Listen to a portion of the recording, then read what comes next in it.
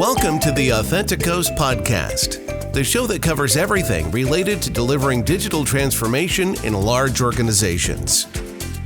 Your hosts, Jacob and Jesper, will share their own stories and unfiltered views as they guide you through delivery of digital transformation.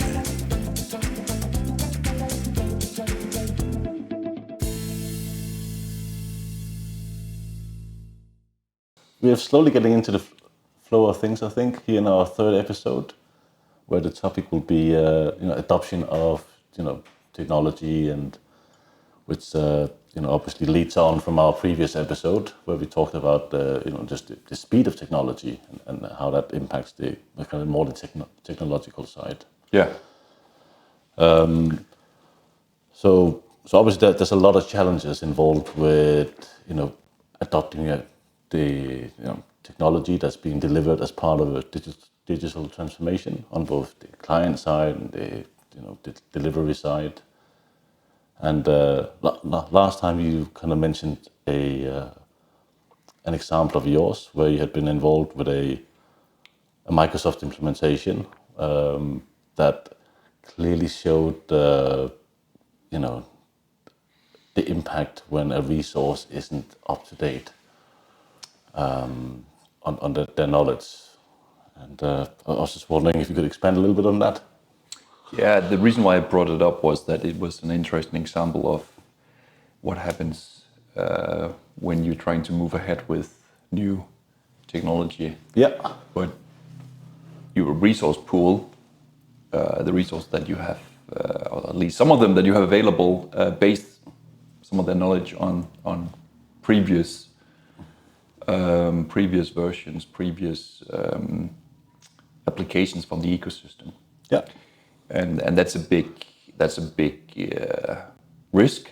It is, yeah. Because you end up potentially taking your as is and bringing as is onto a new platform. I would even go as far as calling it a big issue.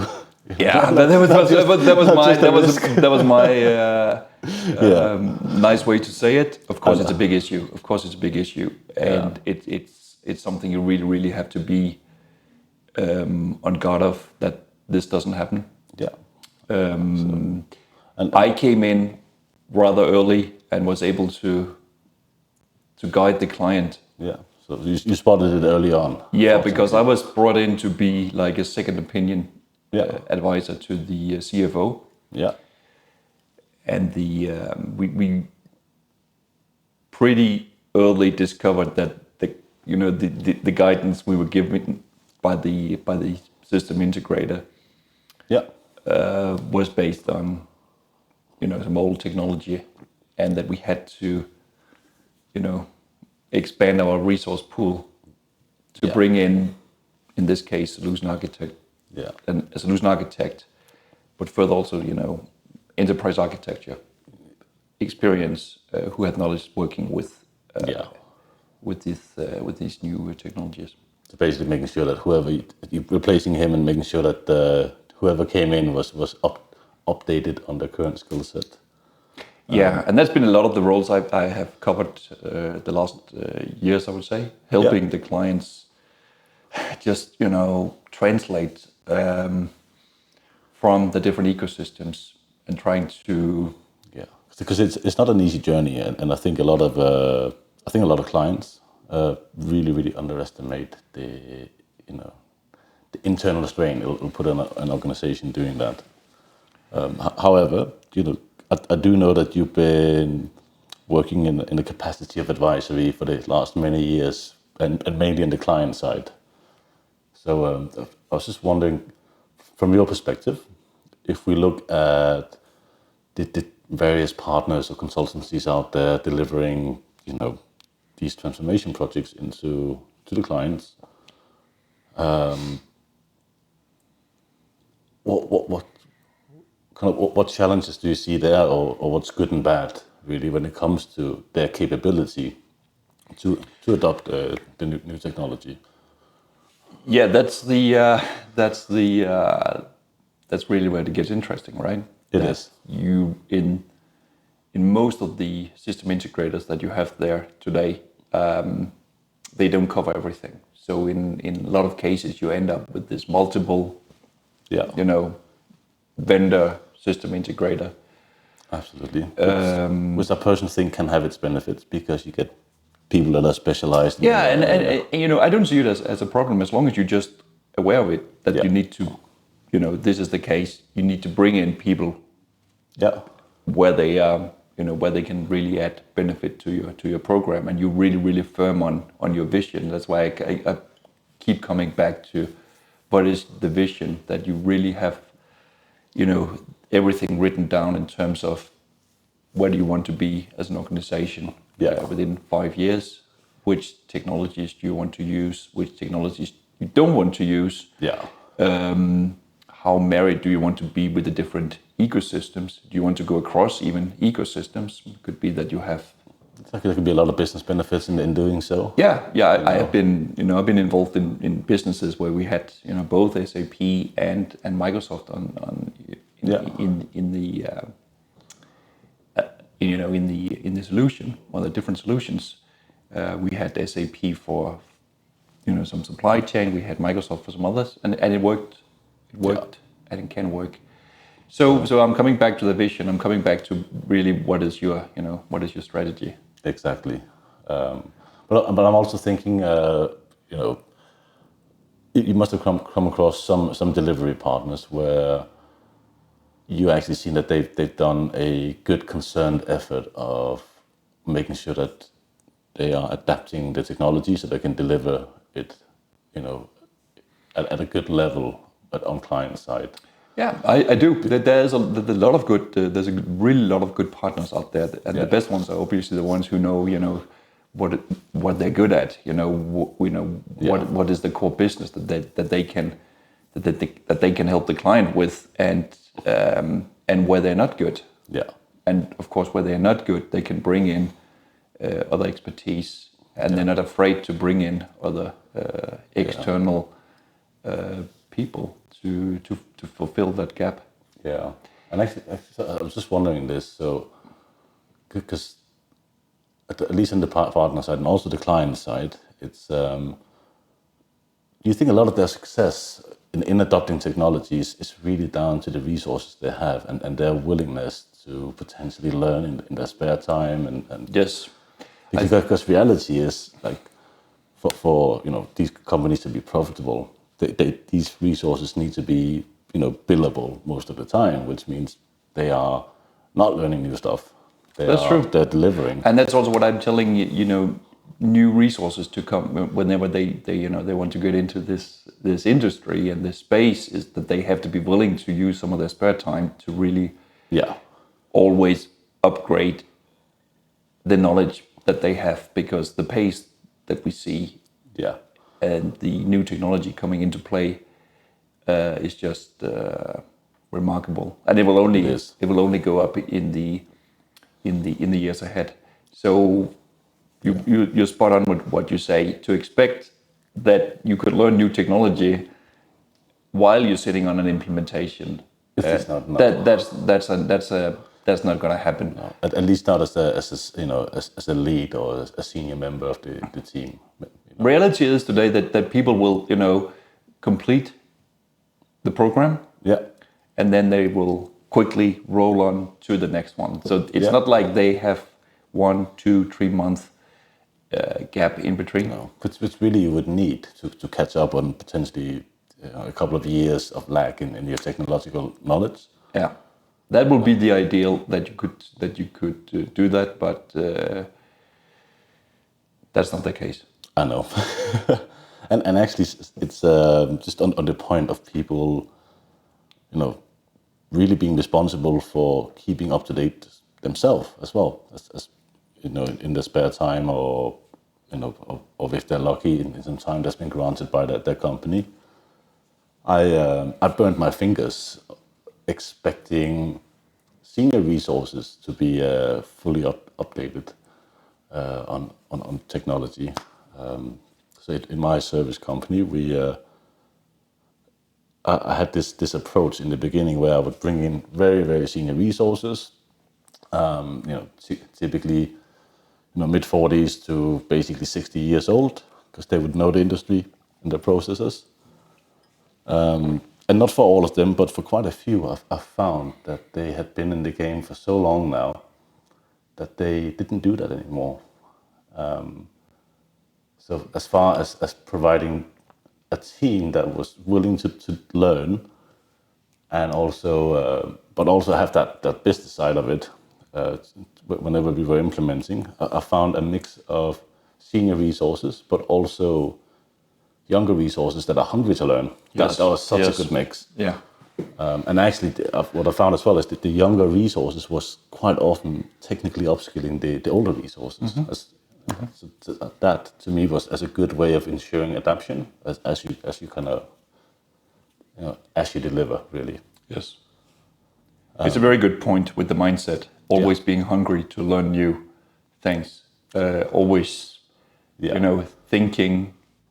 We need to push ourselves, not becoming lazy, not saying business as usual, but also like through the team structure, think in what personalities do you have? Yes, and I think you can mitigate a lot of it that way. Yeah, and I want to bring up a good example because I have been part of projects where we actually did testing of personality types. We did testing of qualifications as part of building the perfect delivery team. Yeah, what the well-bidden team roles and that kind of stuff. Yeah, and it just we didn't want to have any conflict. We didn't want to have any conflict that in terms of that everyone wanted to be leading the project, or so we needed to have a broad spectrum of qualification. We can't all be a Ronaldo. No, exactly. You need supporting players as well. Yeah, we cannot all be, if you use that desk model, we cannot all be the, the red model. You have to have a good combination of extrovert contra introvert people. You have to have analytic skills. You have to have communication skills. Skills. You have to have the doers who can actually sit down, deep dive into an issue. Yes. With the client, regardless if you're going to take, a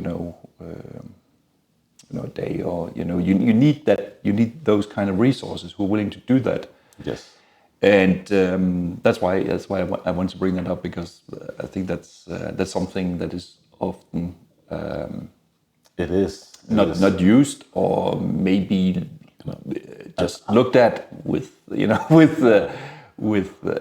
and it's not something I've given a lot of thought of as far as the team structure and that kind of goes. It's actually just now that it's dawning on me how you could mitigate things and structure your way out of certain risks. Mm-hmm. So that's really it's something I took with me from the military, that I was always taught in the military, that you're not stronger than the weakest link. Yeah. So you might have a team of 10, 9 of them are performing. You have one who needs help or needs assistance. Yeah. So it's the role of the team to assist that person, and that's always been my mindset. I sit with clients and we start the resource qualification of building the team, and you build and build and build. Yeah. And you never end up with a at the end of the day, you just have to say, okay, this is the right team. Yes. I trust these people; they can do it.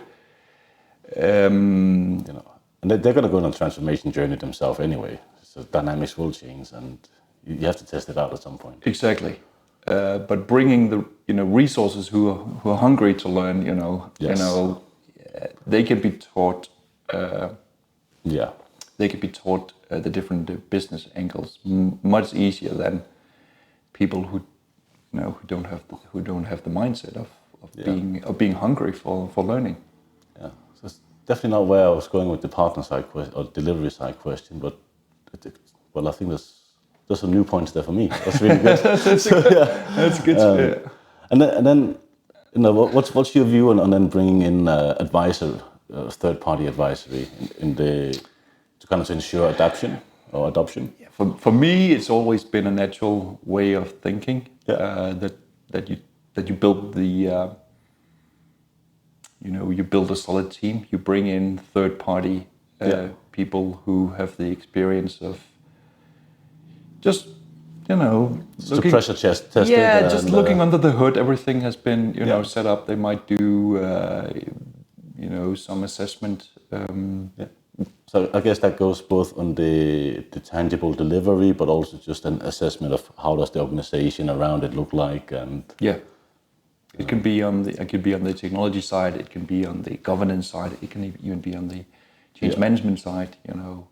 Yeah, which is, I mean, that's something I've done quite a bit of as well. Not so much the change management side, but the just pressure testing solutions out there, and it's to me it always seems like a valuable thing to do, because you just get that fresh perspective, and you get someone in who, they're living off the fact that they have a lot of experience doing it, and B, the fact that they need to keep updated, because it's a third-party advisory. When you come in and advise on something other people are delivering, you need to make sure that you are, current in your in your knowledge about whatever it is. Yeah, and you really need to be aware that you're representing. You don't get dragged into special. That you stay, unbiased, 100% independent, and that you are willing to speak up if you see something that you would do differently. Yeah, and then if we shift focus then to the client side, because one thing is obviously, having a partner that delivers in, you get all this amazing new technology, and you got your new business processes, everything's good, hopefully. At some point, all of that responsibility is going to get kicked over the fence. Yeah, because you move from project phase into operation phase. Exactly. So you go into your operations, and exactly. Let's say you are on a cloud transformation with you get scheduled releases twice a year. Exactly, and then, I mean, in my experience at least, what I see a lot as a blocker for the adoption on the client side is, and this is actually something you mentioned to me before, and I know it's one of your big things, is there's not quite often there's not a good transition plan that's being put into place at early enough, and also another big blocker I see is, or as kind of related to that transition plan, is at the end of these programs you end up with these resources that, number one, were very knowledgeable to begin with, but number two, after that journey you have upskilled them so that they are in even higher demand and outside of the company as well. So I don't know, It's a super interesting topic that I can talk a lot about. Yeah, you are absolutely right about the transition plan. It starts too late. Yeah, totally agree with that one. It should start very early. You end up becoming too dependent on whoever delivered it, even after your operational. And you can say but another angle with the transition plan is that it's maybe too short. So it might be that you only have it for 3 months. Yeah. In your hypercare period. Yes. You bring down, So hypercare being when you what? After go live, you do know. you do your stabilization. Yes. And yes, so you have like a hyper focused support organization until things are stabilized. Yeah, and you bring that. Then you go typical to the steerco and say, okay, now we have under a certain amount of issues. Yeah. And then the team just starts to drift away. Exactly. The focus, which in my view is not the way to do it, because you need to keep pace, you need to keep resources aligned to the program, especially on these bigger ERP cloud systems that we have today, where you have all these scheduled functionality coming with a pace. You need an organization Exactly. To be able to adopt that. That's my point. But that's where it gets really detrimental if these resources that you basically invested 2 years in to upskill, if you don't have a proper transition plan for where they're going to sit in the organization after, that they just disappear, that they find other jobs because they are they're now operating with a different skill set, which suits them better. Yeah. Well, they moved on to other strategic projects. Yeah. Exactly. So not having a good transition plan for that, or just plan for that, which is communicated to those resources as well, I guess that really hinders adoption later on too. Because you will basically have to either find external resource or upskill resource again to be able to cope with that change that's coming. Yeah, that's correct. That's correct, and that's a big risk, and that's a big cost associated with that. Yeah. So you end up having these, what I usually call, you go head on, and then boom, you stop the program. Yeah. And then it's really, really, expensive for you to rectify it. Yeah. To begin. Yeah. Later. So I mean, one of the things that I've seen what's worked really well was, and this was actually a charity. So they were obviously very sensitive to how to treat people in general, because there was a lot of volunteers, and you can't put a lot of stress on volunteers because then they disappear. Because at the end of the day, they're working for you for free. Yes. But we did a big manufacturing project for them, and because they're so good at the whole people management in their kind of day-to-day business, they were also really, really good at, already at the point where we started, the internal resources they had brought in and ring-fenced for this program. They also had a clear career path for them after the program. And it's probably the project I've been on with the lowest turnover of resources, because they all not only saw the vision of the project and how that supported the charity, but they also saw the vision of themselves.